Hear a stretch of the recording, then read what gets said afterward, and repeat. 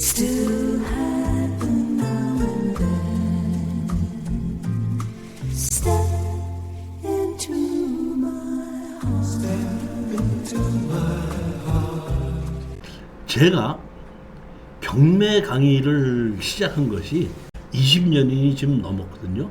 IMF 때 시작했으니까 2000년 좀 넘어서 2001년이니까 2년서부터 경매 강의를 시작해서 지금 2024년도다 보니까 약 20여 년이 넘었는데 수천 명이 저한테 경매의 권리 분석을 했는데 그동안의 경매를 강의를 어떻게 했냐면은 일주일에 2번씩 월수반, 화목반 저녁 그러니까 5시부터 10시까지 또는 2시부터 5시까지 해갖고 3시간씩 해서 약 2개월 반에서 3개월 정도를 공부를 강의를 했었습니다.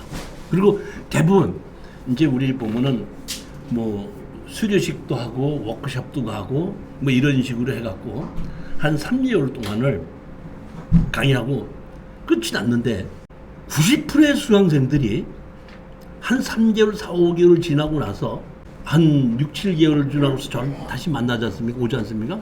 오면은 뭐 이렇게 물어보러 오면 내가 권리 분석을 해드리잖아요?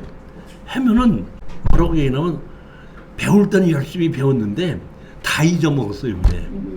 그러니까 한 3개월 동안을 일주일에 3시간씩 2번, 그러니까 우리 대학원 가면 석사 과정에서 보면 우리가 일주일에 2번씩 해서 강의를 하지 않습니까? 3시간씩 해서. 그런 식으로 해서 강의를 했었는데 3개월 정도 지나고 나면은 집에 가서 있으면 다 잊어먹는다는 거예요.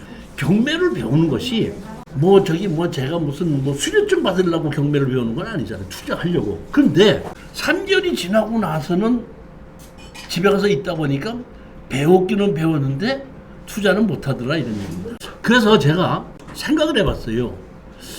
이 사람들이 경매에 참여하고 싶어서 경매 수강을 하게끔 되는데 3개월 동안 열심히 가르치는 게 맞느냐? 지금 제가 바꾼 겁니다.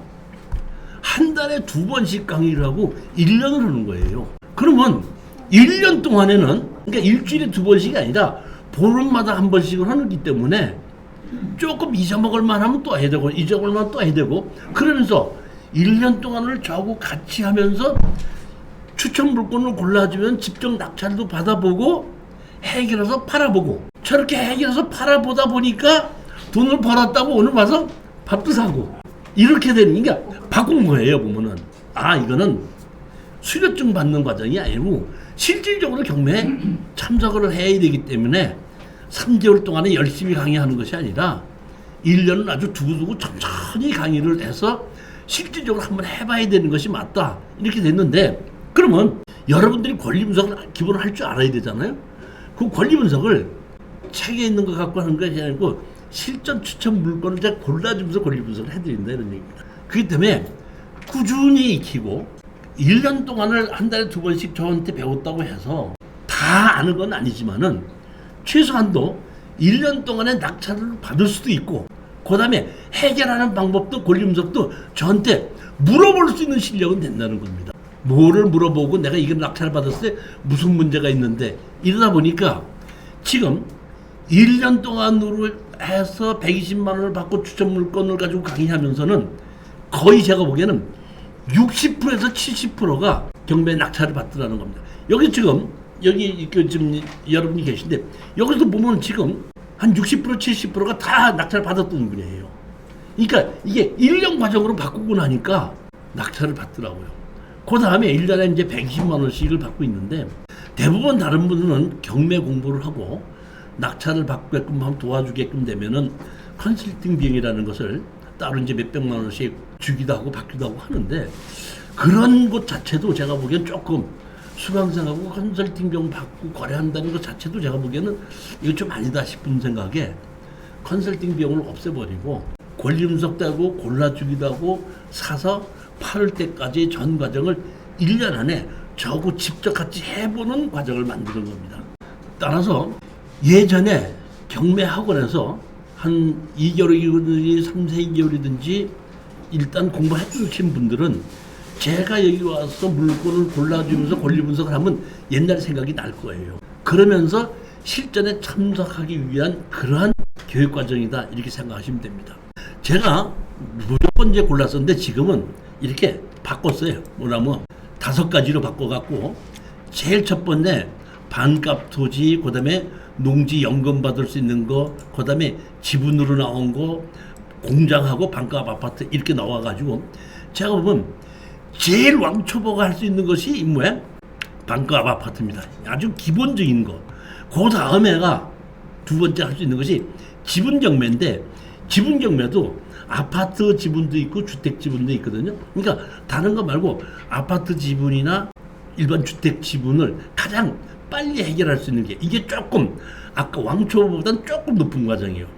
그 다음에가 이제 농지를 연금으로 받고 투자를 하는데 연금으로도 되지만은 나중에 봤을 때 인허가를 받을 수 있는 농지인데 49% 이상 떨어져서 연금으로 해도 괜찮은 거 그걸 제가 하고 그 다음에가 어려운 것이 뭐면 조금 더 어려운 것이 이게 뭐예요?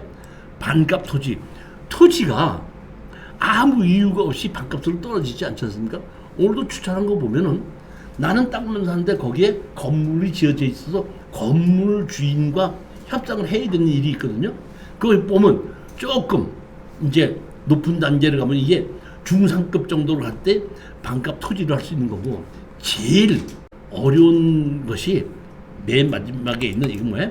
반값 공장입니다. 그러니까 순서대로 나는 너무 왕초보다 이렇게 생각을 하시면 반값 아파부터 시작을 하는 거고 나는 조금이라도 그래도 좀 한 번, 두 번 해봤다 그러면 지분이나 농지연금이나 반값으로 떨어진 토지에 한번 도전해보게끔 되면 그 수익을 올릴 수 있는데 아셔야 될 것은 권리 분석이 쉬운 것은 아직도 경쟁률이 많아요.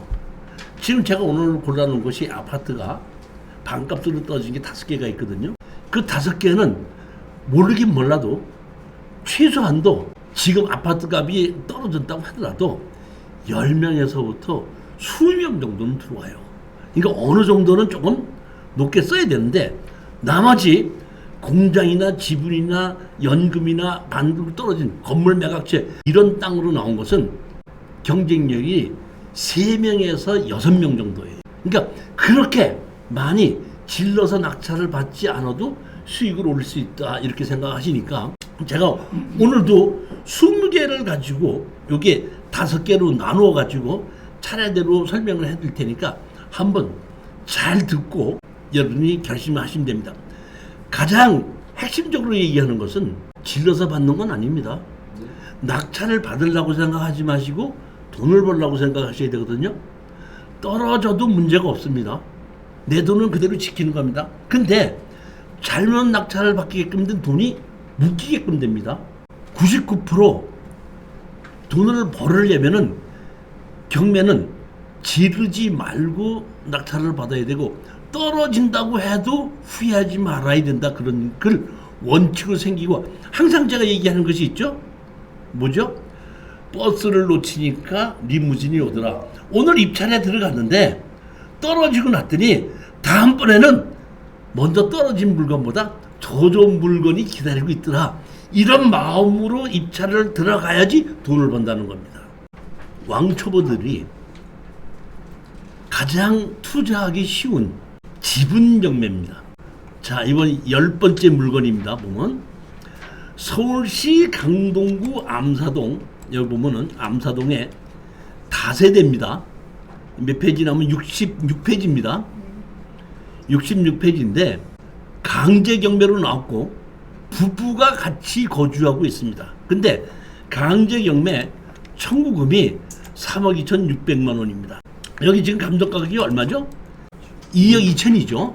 그러니까 이 다세대가 2분의 1이 2억 2천이라는 얘기는 단 4억에서 4억 5천 정도 가는 다세대가 얼마 때문에 경매로 나왔죠?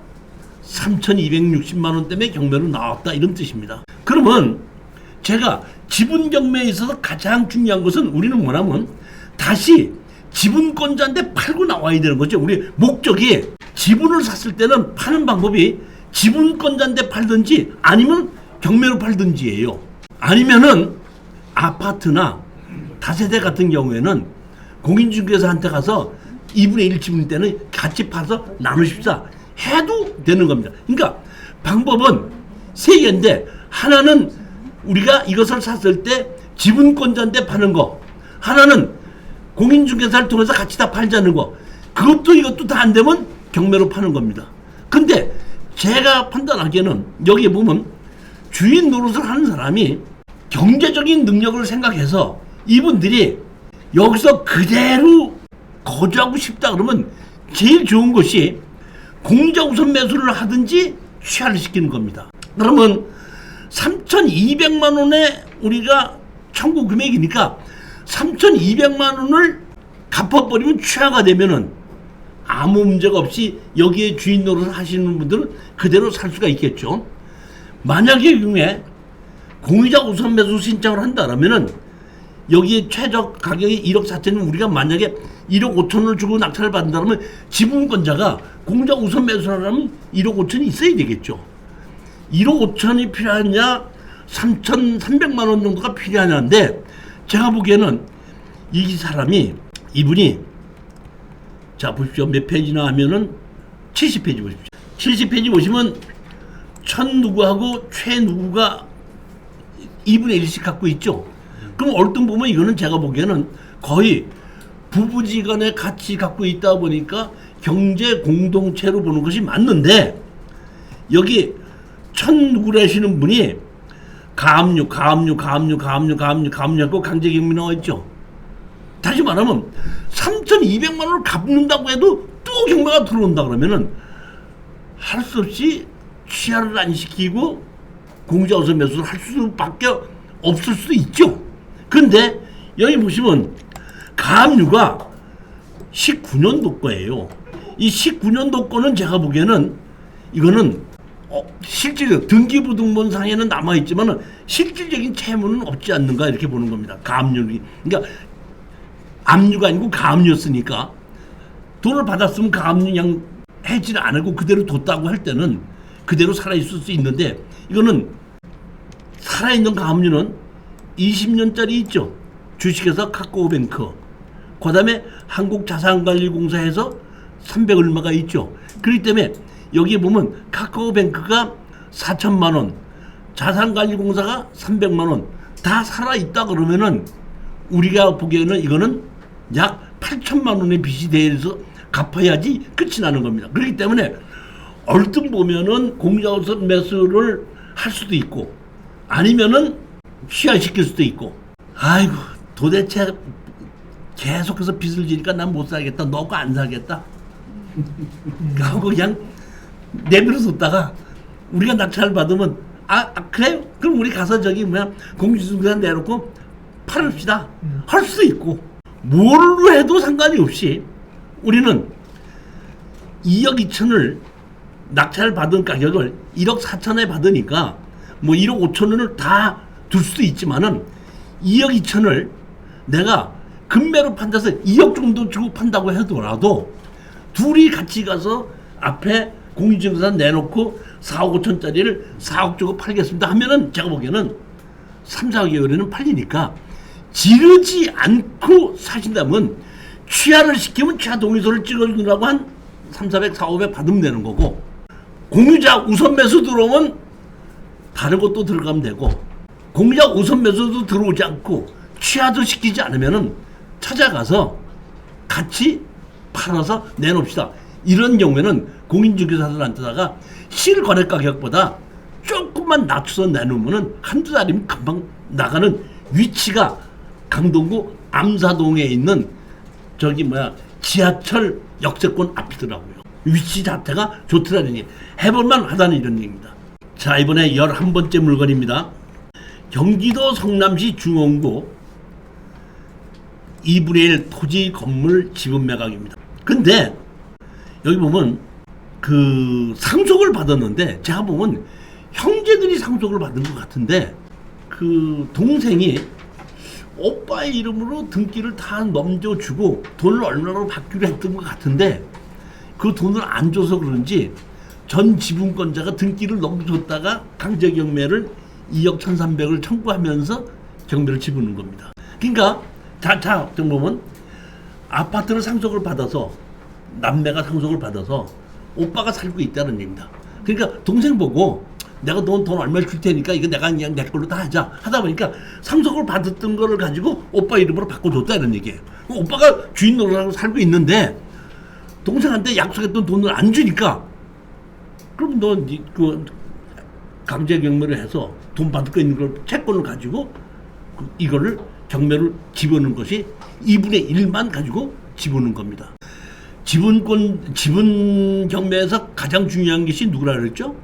주인 노릇을 하는 사람이 자기가 주인 노릇을 계속하기 위해서 나머지 지분을 살 수 있느냐 이런 얘기인데, 이거는 자기가 살려고 동생 거를 넘겨받았었던 건데 돈이 여의치가 않아가지고 못 주다 보니까 경매가 나왔으니까 내가 보기에는 다시 우리가 그 지분권자가 살려고 할 거고, 아파트이기 때문에 언제든지 감정가격보다 5%만 싸게 내놓으면은 둘이 같이 가서 팔자고 내놔도 바로 되고, 만약에 여기 있는 오빠라는 사람이 그것도 못해 뭐 할때 버틴다 그러면 우리는 어떻게 하죠? 오빠를 상대로 해서 지려 청구를 하고, 판결을 날 때까지 한 1년에서 1년 반 정도가 걸리는데 그 지려금을 가지고 우리가 낙찰받은 거 말고 나머지 지분만 경매로 집어넣고 우리는 공정서 매수 신청을 해서 다시 가지고 올 수 있는 물건이다, 이런 얘기입니다. 경기도 성남시에 있는 중원구 둔천대로에 있는 아파트 위치는 좋은 거고 언제든지 팔릴 수 있는 거기 때문에 제가 49%까지 떨어지고 70%까지 떨어졌어도 지르지 않고만 낙찰을 받는다고 하면 돈이 될 거라고 보는 겁니다. 자, 여기 보시면 74페이지 보십시오. 여기 보면은 이게 보면 장국현 거를 장국현 지분을 하고 김순이 2분의 1, 2분의 1 지분이 있던 거를 같이 이렇게 김순심이하고 이렇게 같이 샀죠. 같이 샀어야 않습니까? 보면 같이 샀는데 보면은 여기 보면 같이 샀다가 여기 등기부등본을 보시게끔 되면은 자 보십시오. 각 누구가 다 2분의 1이 다 돼 있죠. 그렇지 않습니까? 근데 강은영이가 같이 있다가 보면은 이걸 경매로 집어넣었죠. 내일 그렇게 된 겁니다. 자, 12번째 보시겠습니다. 평택시 팽성읍 안정리에 이것도 강제 경매로 해서 2분의 1 지분 매각으로 경매가 나온 겁니다. 이것은 감정 가격이 1억 9,600에서 9,600까지 떨어진 겁니다.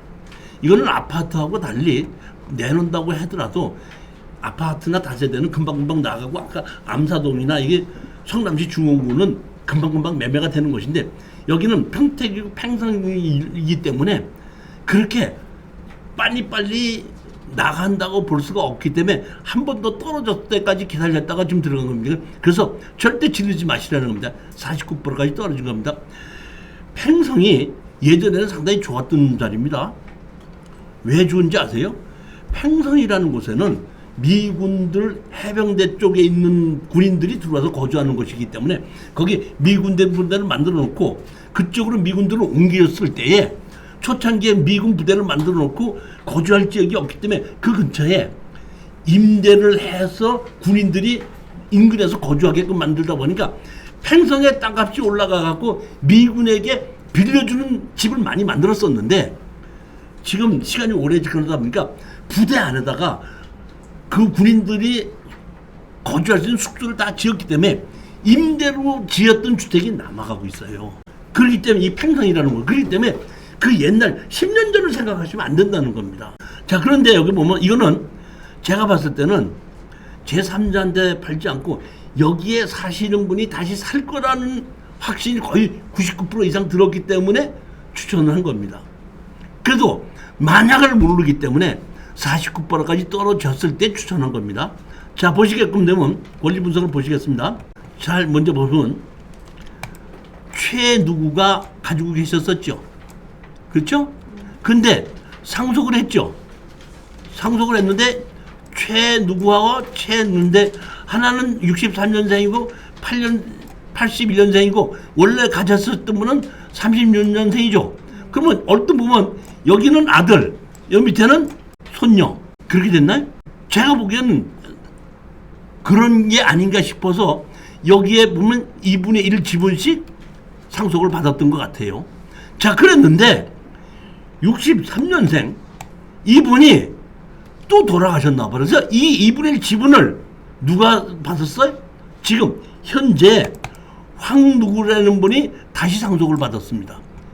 제가 보기에는 이분하고는 63년생이고 56년생이면은 이분이 부부였다 그러면 7년 연상의 여자고, 그러면 그 부부가 아니면은 상속을 받을 리, 남인데 상속을 받는다는 건 조금 그렇지 않냐 이런 생각이 들어요. 하여튼 간에 제가 봤을 때는 그렇게 된 건데, 원래 할아버지가 있었는데 할아버지한테서 아들하고 손녀가 상속을 받았는데 아들이 다시 돌아가시다 보니까 그 아들 지분은 다시 황누구가 다시 상속을 받은 겁니다.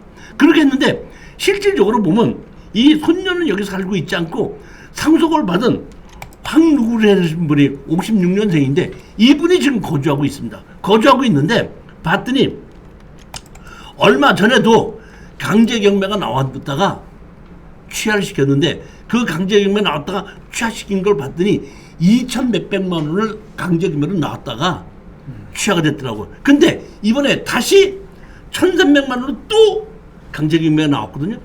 제가 보기에는 이번에도 이 여자분께서 그 1,300만 원을 하지 않고 자기가 갚게 것이다, 취하시킬 것이다 이렇게 보는 겁니다.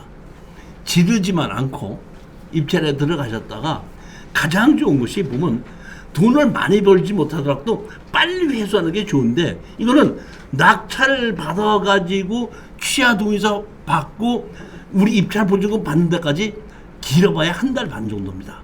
그러면 우리가 많은 돈은 아니죠. 원래 입찰 보증금 들어갔던 건 다시 받고 취하 동의서를 해주느라고 한 500만 원을 받을 수 있고, 그렇게 될 확률이 아주 높기 때문에 추천한 겁니다.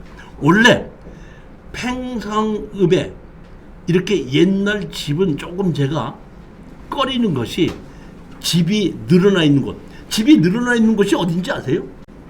혁신도시, 김천, 나주, 진주. 혁신도시 만들면서 그 혁신도시 때문에 아파트를 대량으로 지었거든요.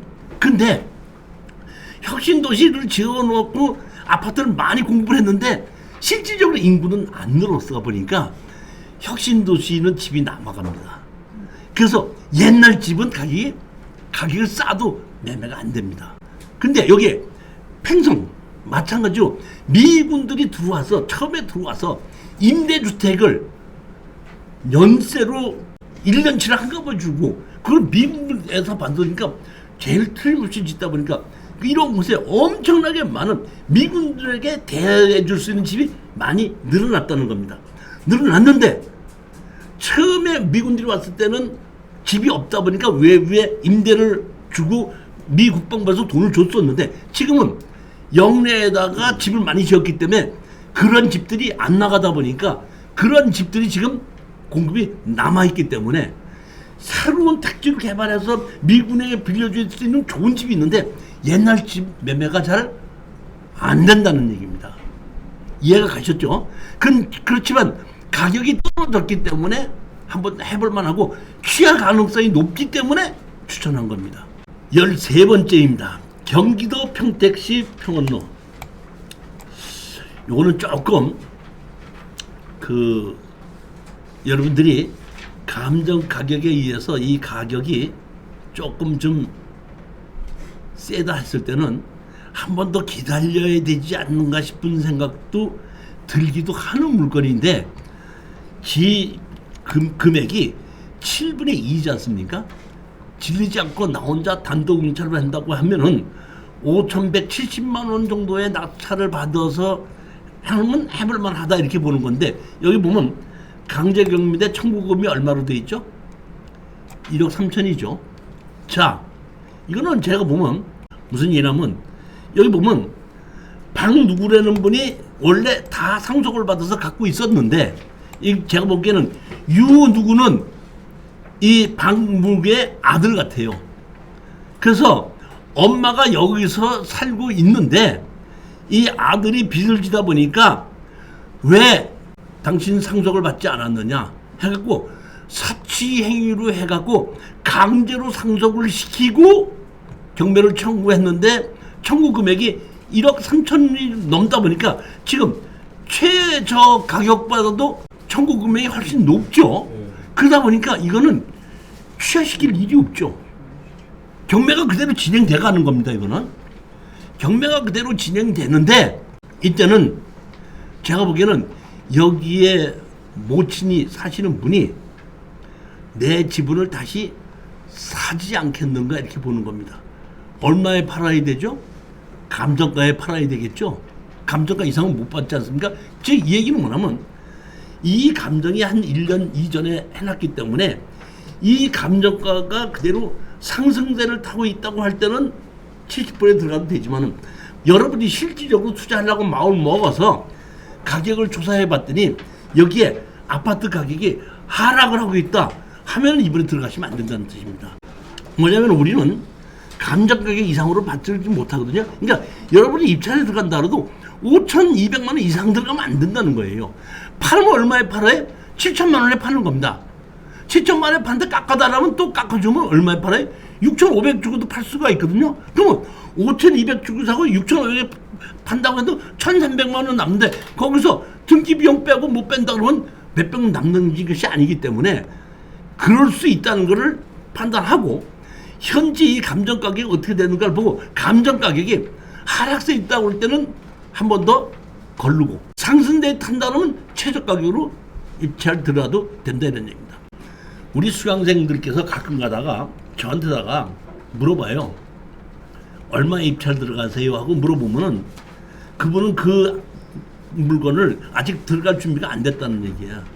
자, 우리가 아셔야 될 것은 내가 부동산을 사는 거 내가 사용하려고 사는 것이 아니죠. 지금 우리는 왜 사는 거죠? 돈을 벌려고 사는 거죠. 돈을 벌려면 뭘 해야 되죠? 팔아야 되잖아요. 그러니까 투자의 목적으로 살 때는 내가 얼마에 누구한테 팔겠다는 계획을 세워놓고 내가 얼마에 팔 수 있으니까 내가 얼마에 사자 하고 내가 사는 가격을 결정해 줘야 되는 것이지 이종실이가 얼마에 사라 그러면 그 가격에 사요?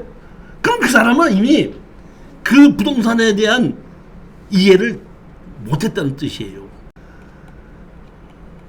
자, 이제부터는